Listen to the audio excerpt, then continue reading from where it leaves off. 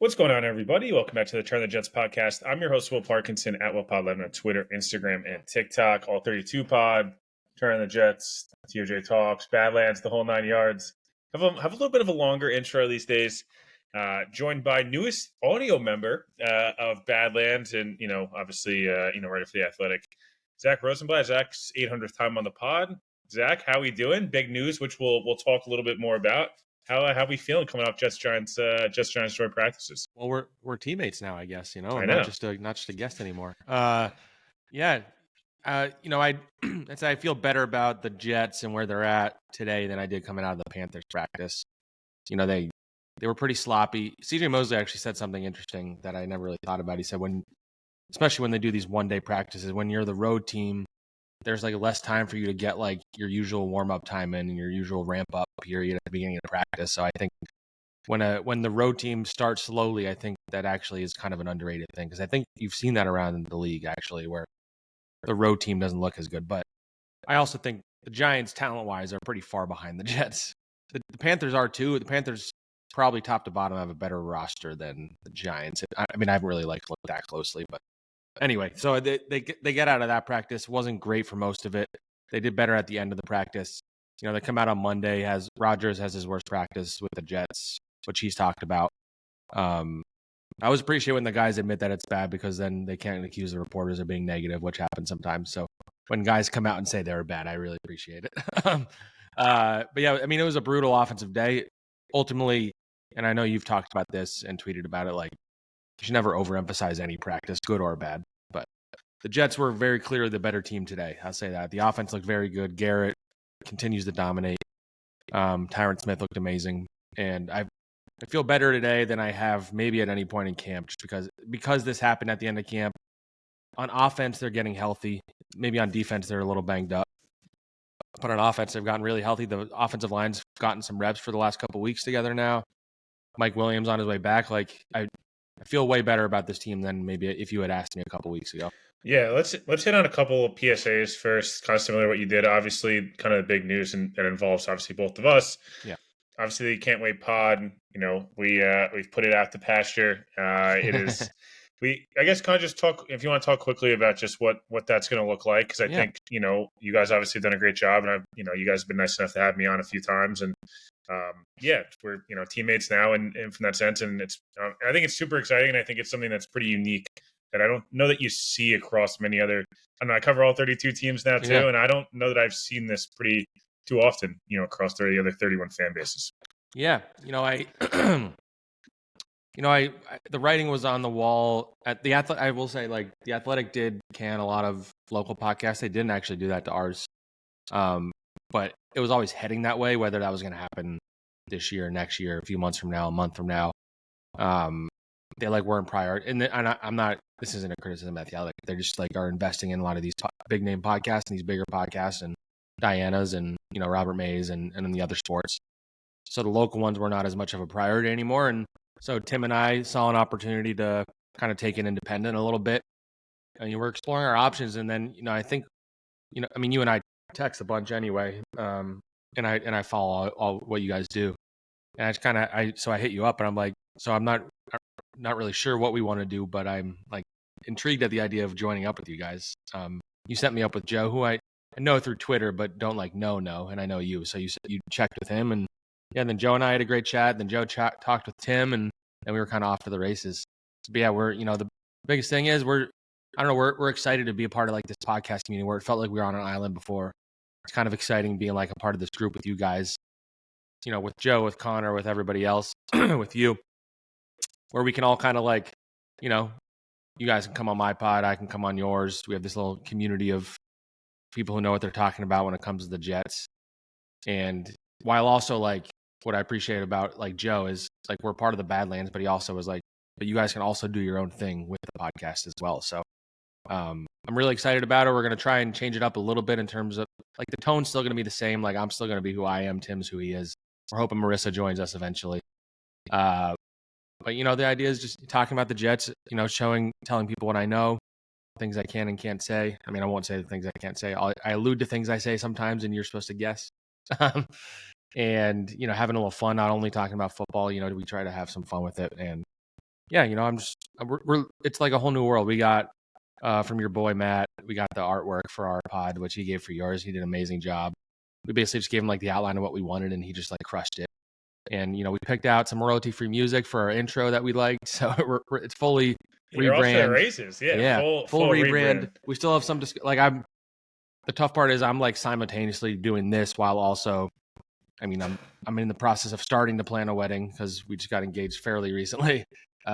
Traveling a lot for work, and I'm working on a bunch of different stories at once. So there's like a lot going on at once, and I want to be able to devote my energy to the pod. So we'll be on Thursdays. You can find us on the Badlands feed. We have our own YouTube channel. It's called Flight Plan. I don't think we've actually said that. So on our YouTube, if you guys can subscribe, everybody who's listening to you obviously subscribes already to Badlands. So. Yeah, no, definitely. But I think, make sure you guys are obviously subscribed. Again, it'll be not behind a paywall, but on the Badlands feed. So, Apple, Spotify, anyone sees my stuff, I always repost it. Obviously, some of my stuff's behind a paywall, some is not. This one obviously is not. So yeah, again, make sure you guys are kind of supporting that. The other thing I wanted to hit on, and again, we'll hit it again at the end, and we'll put it in the tweet. But I've talked a lot about this, and I'm not sure. Me and you have talked a little bit offline about this, and I don't think this is no inside information by any means. There's been plenty of open practices if you haven't seen it, but I talked a lot about this, and I tweeted a lot about this. I don't know, January and February timeframe. The NFL has changed a lot, right? Training camp has been changed a lot. If you watch the Jets over the last couple of years, and this is not a Jet specific thing, but I'll get to where I'm going here in a moment. I'm pulling a full Bill Simmons right now and giving a monologue when I have a guest on a pod. But the Jets did a lot of, how would I describe this best? A lot of using camp to keep guys healthy, and then guys would get hurt immediately as the regular season started. There was a lot of later practices. They did not hit a lot in years past. They have not done a ton of, it just hasn't been as physical of a camp, right? It's been mentally draining, and camp's always difficult, but it doesn't feel like anyone you ask, players, whatever around, it just hadn't felt like quite as intense. And the Jets changed this up this year. It's been a big emphasis. They're not the only team. You ask other teams, again, now covering the rest of the teams, I've had to do a little more investigating what's going on. And around the NFL, a lot of teams have kind of gone back to running the football, more physical camp, hitting in camp. The Jets' whole goal this year with camp, and I want to get your take on this, but the whole goal this year was like, if we suffer some injuries, just kind of bumps and bruises throughout camp, that's okay. That's training camp. That's always been the case. The Jets they've had their fair share of, guys, again, knock on wood, it's been, Jeremy Rucker had the concussion. We've had some shoulders. We've seen some ankles, things like that. They've hit a lot. They've had a lot of physical practice. I think of the 16 practices, 17 or whatever it may be, like they've been in full pads quite a bit and hitting longer practices, etc. What do you make of that strategy? Because and it hasn't been talked about too much, but Rodgers talked a lot about it yesterday. Yeah, probably in the most intense camp he's been in quite a few years. I'd say the biggest thing is that they've just done way more reps than ever. Like I forget what the number was, either Salah or Rodgers. I think Rodgers said about 300 more than last year. 300 more than this time last year. So like they're trying to like cram in way more reps, which is important because they have so many new pieces even this year. But yeah, I just think like, I'm an old head to a degree where I missed the days where there was actual like tackling to the ground and hitting in camp. So I still think everybody's missing out on that because once you get to the season, I think that's why tackling is so poor by a lot of these teams. But like this is the best like meet halfway where they're doing a lot of more intense practice. They're doing a lot more with a lot of reps, longer days. Maybe not longer days because they used to be pretty long and they used to have 2 a days and all that crap. But which is funny because Rodgers is one of the last remaining ones who went through all that. There's not that many left. But yeah, so you definitely could tell it's been a much heftier workload in training camp for these guys. And so even someone like Tyron Smith, who is resting every now and then, is still getting a pretty good workload. And he's in good shape right now. More than I figured, man. I thought we were going to see him like 5 times all summer. We've seen him a lot more. Yeah, for sure. Yeah, I'd say he definitely takes periods off. Yeah, that's the thing. When he'll take periods off, or it'll be multiple days in a row kind of thing. But also, the goal is to get him through the season. Like when you watch him out in team drills, he's fantastic. And I feel like I wind up talking about him a lot with other reporters and stuff because we've weirdly somewhat gotten used to Aaron Rodgers because we've watched a lot of his practices. Yeah, I haven't covered the Jets as long as everybody else, but they haven't had a good quarterback and even longer, they also haven't had a good left tackle in very long, or like even a good offensive line. So watching Tyron do work and just the way he moves. And anyway, Yeah, we'll sidetrack there. But yeah, it's a physical camp, and there has been some bangs and bruises. No significant injuries to my knowledge, unless some of these injuries they've said are not significant are, which wouldn't be the first time they've done that. But yeah, yeah, so no, I think it's definitely, you hope that a camp like this helps you, maybe not as much in September as it does in December and January, where you get to the end of the year, you're healthy, your stamina is better than the other teams. This is when I covered Joe Judge and the Giants. He ran like an old school training camp where he made guys run laps and they were hitting each other, and the idea was that they'd be playing their best at the end of the season because they'd be in better shape than everybody. And the Giants, the second year there, it was an absolute disaster. But the first year, by the end of the year, they were playing their best football. You heard guys saying things like, we see guys on the other team like huffing and puffing, and we're like doing great. So there's something to be said about a more intense training camp, more reps, getting these guys in better shape. yeah. That's just one thing. And I talked to a couple of people today, and a lot of guys kind of mentioned about the scrimmage or the joint practice, which obviously I want to get to. I just want to talk about that a little bit because it's been a bit of a talking point, but kind of just basically said like, especially a couple of these things, joint practices they've hosted. Again, the competition is Washington, Carolina, and the Giants, who probably are on track to combine for 15, 16 wins. Yeah. But they said, like, I feel like we go into these joint practices and we just practice harder than these other teams have been practicing. Like, we feel like our level of where we're at feels different than the people we're playing. And I don't think that's like talking shit by any means. I just think that's the reality. Like, the Giants and them feel like they're practicing.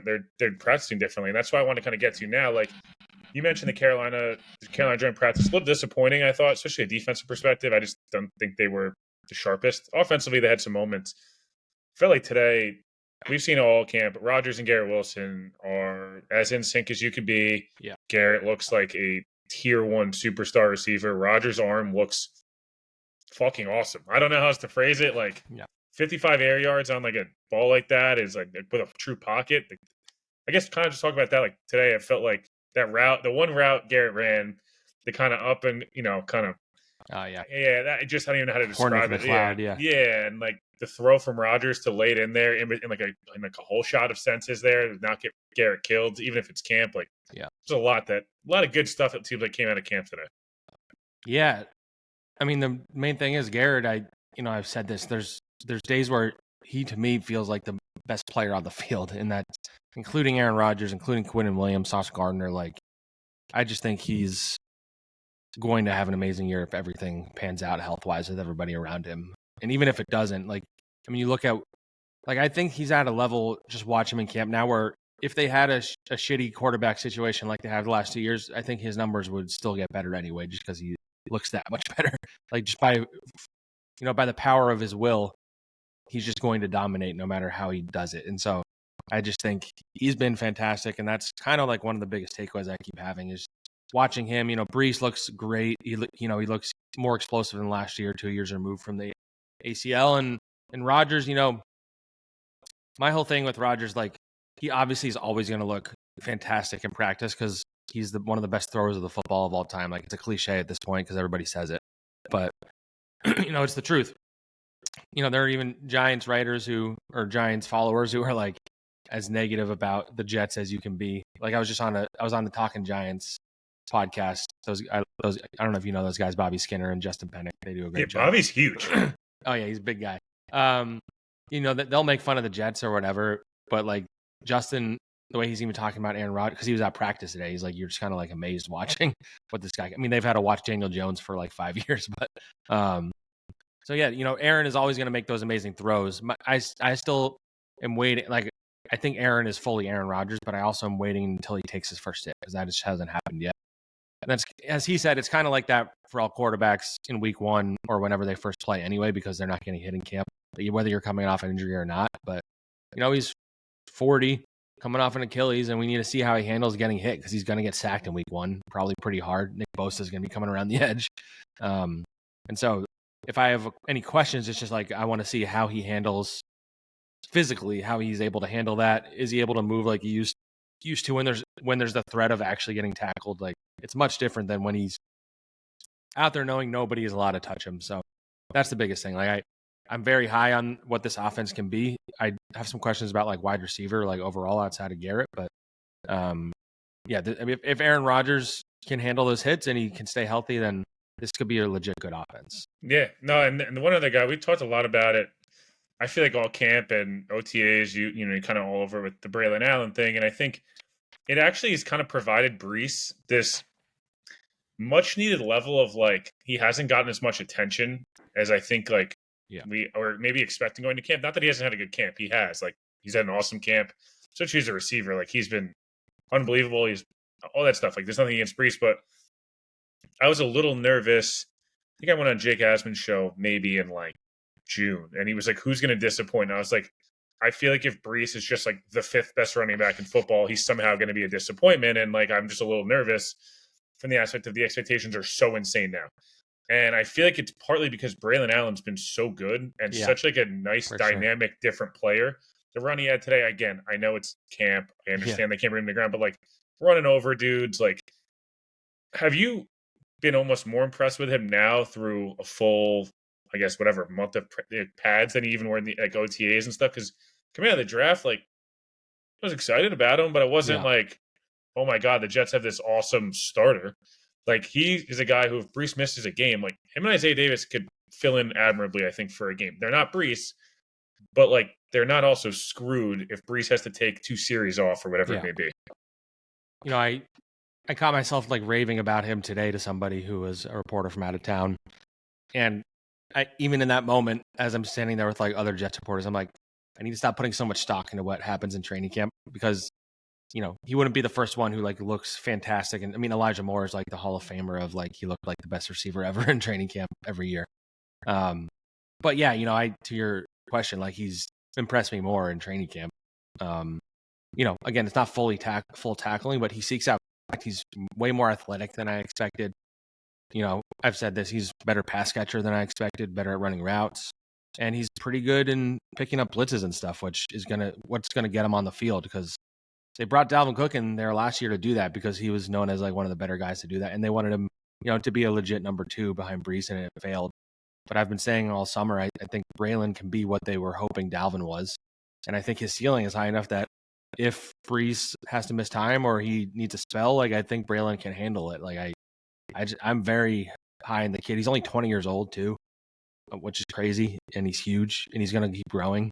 Like he might even get taller for all we know. He's like 20 years old is pretty young.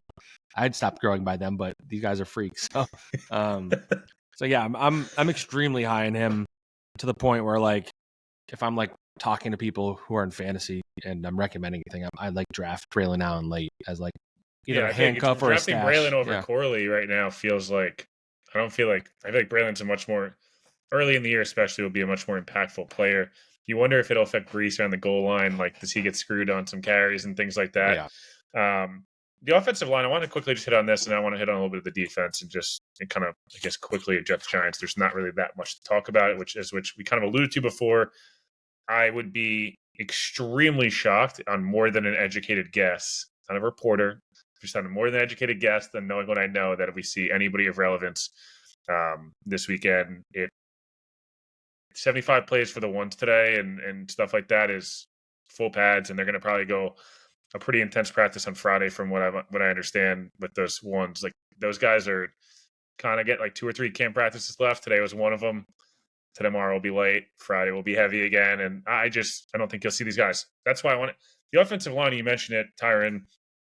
John Simpson hasn't gotten talked about a lot, and neither is AVT. Would you put that in both those guys and Joe Tippmann now at this point, once the snapping stuff got kind of handled, it seems like. Don't you feel like it's a good thing we haven't heard John like I don't mean from you. I just mean like I think I tweeted about him one time in like 7 practices I was at. Like and it was like, hey, you did a good job there. Like I haven't paid attention to him, and he was the one guy I was worried about on the offensive line. We'll see. Again, it's just camp, but him and AVT and Tippmann kind of seem like the whole offensive line is just like there's no real complaints. It's just like, yeah, they're doing a good job. Like I don't know what else to say. Yeah, you know, I would say, yeah, like I don't think they've been like perfect by any means. But yeah, no. Yeah, but yeah, like Joe Tippmann, I think has had his up and downs. But yeah, to your point, like I haven't noticed Simpson at all, and I even pointed out to somebody recently that I haven't felt like Quinnen Williams has dominated like he usually does in training. He did today against the Giants, actually, but I haven't noticed him dominating as much. And I think a big reason you could probably credit for is the interior offensive lineman playing a lot better. AVT, he does sub in and out every now and then because they're trying not to give him the full workload. Not like Tyron Smith, but he has gotten like some sub in, sub out. But yeah, if you want to have any questions about the O-line, it's just that this 5 hasn't played that much together, even in practice. They have had some practices together, so they're probably ahead of where the group was last year already. But yeah, I just think if this 5 stays healthy, 6 counting Olu, who's also banged up now, like it could be they don't need it to be an amazing offensive line, but it can be a legit, very, very good one. And even if it's just an okay to good one, then you're in good shape. It can't be a bad one. It can't be a terrible one. And that's what they've dealt with. And they're in much better shape depth-wise than they've ever been. Maybe not on the interior. I think the interior depth is pretty rough. But having Olu, Carter Warren got some reps last year. Max Mitchell has a lot of experience. Whatever you want to think about those guys, they have legit experience. It won't be like they're getting thrown into the fire anymore. Yeah. So I feel way more positive about the O-line than I did at the start of camp, for sure. If I asked you quickly before we switch to the defense, this involves the defense. If I told you we're too high, people nationally, not that I, around practice every day, I told you nationally people are too low on the Jets offense and too high on their defense. Is that a crazy take? Too low when they're up. Like, I don't know that they'll be a top 2 defense this year, maybe more like a top 7 or 8 defense, but like there's a chance they could be a legit top 12 offense if Rodgers is who he is. Like, is that a crazy thought process? Like, they'll score more, but they might not be like shutting teams out and holding 90 yards to CJ Stroud. I wouldn't say this. So I agree with you. I think they definitely have the potential to be a top 12 offense. You got to see a lot of things happen first. But yeah, that's the thing. That's why I don't think it's fair to criticize people for being skeptical, because there are a lot of like questions you look at. Mike Williams hasn't practiced at all. The offensive lineman they need at Tyron Smith to get through a season, which he hasn't. AVT to get through a season. Rodgers to get through a season. And everybody looks at who their OC is and uses that as a point against them, which is fair generally. So, I get why if somebody's not high on the Jets offense, I 100% get it. But I also am with you. Like this, even if you just look at their core, Aaron Rodgers, Breece Hall, Garrett Wilson, that trio, you give Aaron Rodgers, Breece Hall, and Garrett Wilson any year in Green Bay, that's as good, if not better, than most of the pairings he had. I mean, Aaron Jones and Devontae Adams in their prime is probably better. But I think Breece and Garrett combined can be better than that down the line. So, you take those 3 and you feel great. You have Tyler Conklin, solid tight end, and this is a really it could be a very solid offense. Again, the offense doesn't. If the defense is still top 10, you don't need top 10 in both. That's just the reality. If you have a great defense, you just need an offense that scores enough to win, and they have not had that. It literally, I don't have it in front of me, but if they averaged 20 points a game instead of 17 points a game last year, they would have won 11 or 12 they games. win a couple more games at the very least. And so that's a few points here and there is a big difference. Them always settling for field goals last year or punting. You don't do that as much with Aaron Rodgers and Garrett Wilson and Breece Hall. So I think even people who have a hard time being optimistic about the Jets, I think I've mostly heard positivity outside of the, Florios, people who are just always anti-Jets no matter what people, or the anti-Rodgers people, I should say. Yeah, the anti-Rodgers people are always they're always going to be there, to be honest. Yeah. And I just think that until the Jets win games, Yep.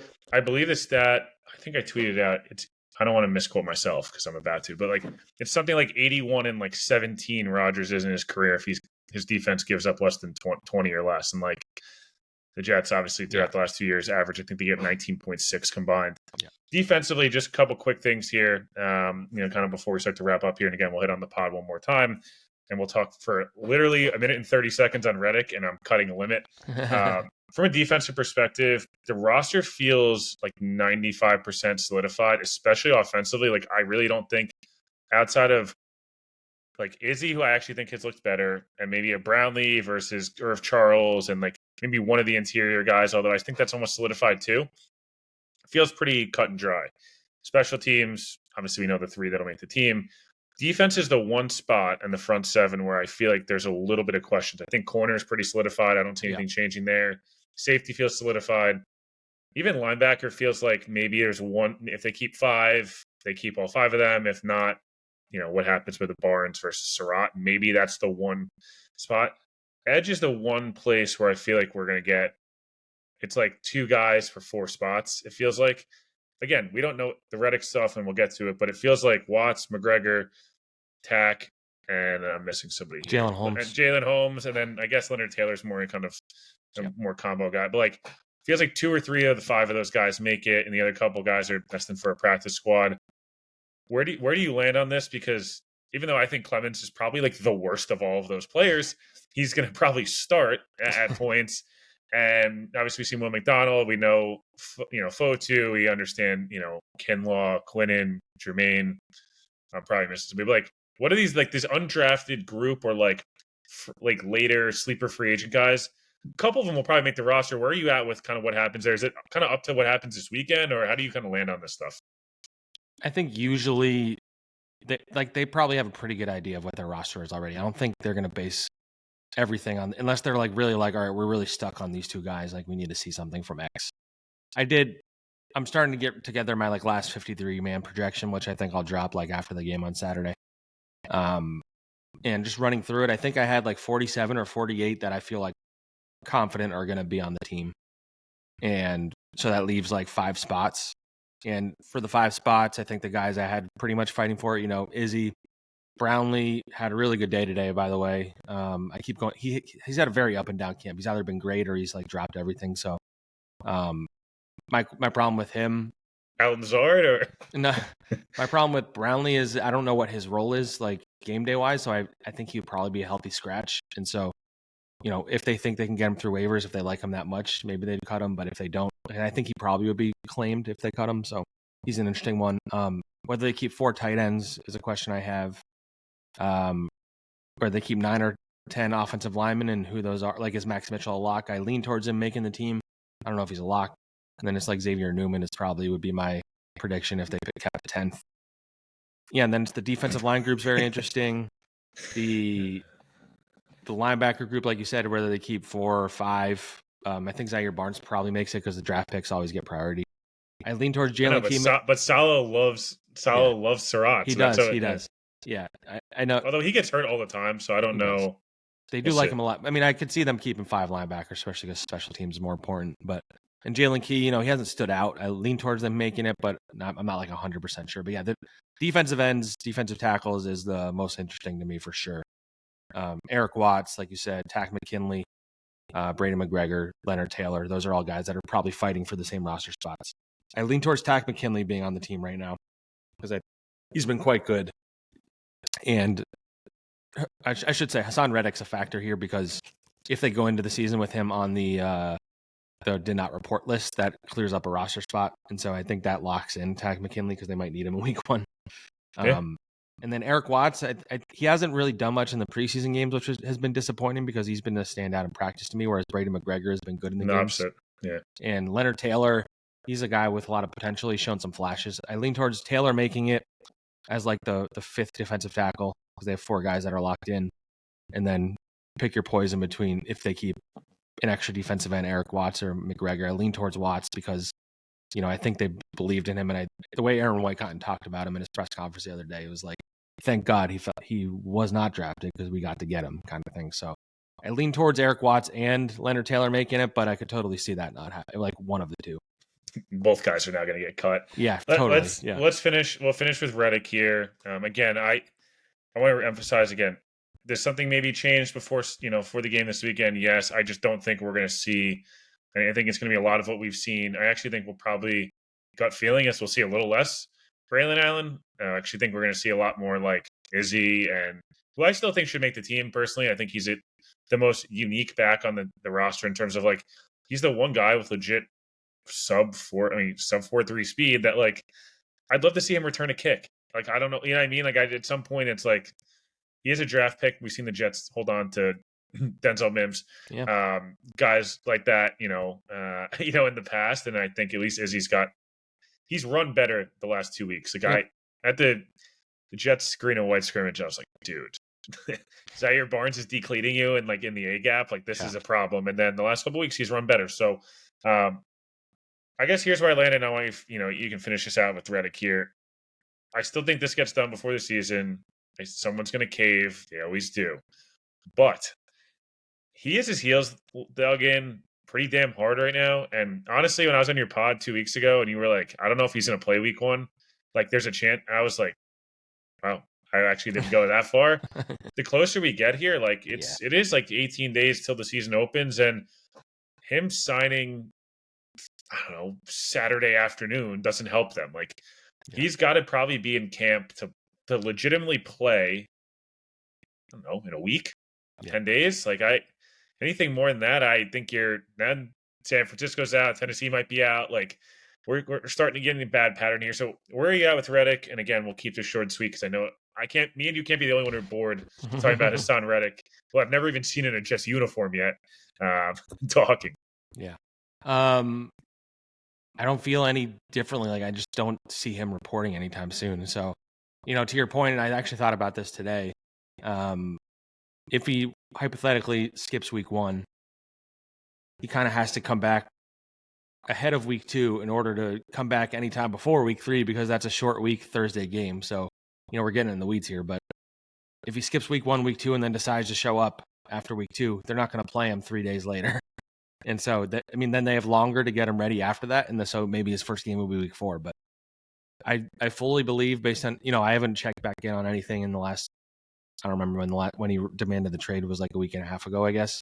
Feels like longer because training camp time moves slowly. But the impression I got in that moment was he was going to die on his sword here. He was going to you guys lied to me in his head. He thinks they lied to him. And I'm not going to come until you pay me what I think I deserve or trade me, please. Whereas the Jets are like, we're not going to do shit until you show up. So they're both dug in. I don't think I'm not the first one to say this, so I'm not going to take full credit or anything, but I am very curious if in week 1 or week 2 or a combo of both, Will McDonald, Michael Clemens, let's say, or just in general, week 1, the pass rush is amazing. The Jets can be like, all right, screw you. We don't need you. Week 1, week 2, pass rush is a problem. Then all of a sudden, Haason's like, all right, you motherfuckers better pay me now. So I think that's where my head's at. Like if we get training camp, I think the last training camp practice is technically tomorrow, I believe, and roster cuts are on Tuesday. If we get to next week and he still hasn't shown up and they transition to the regular season and he still hasn't shown up, like there's that stretch for Labor Day where nobody's there.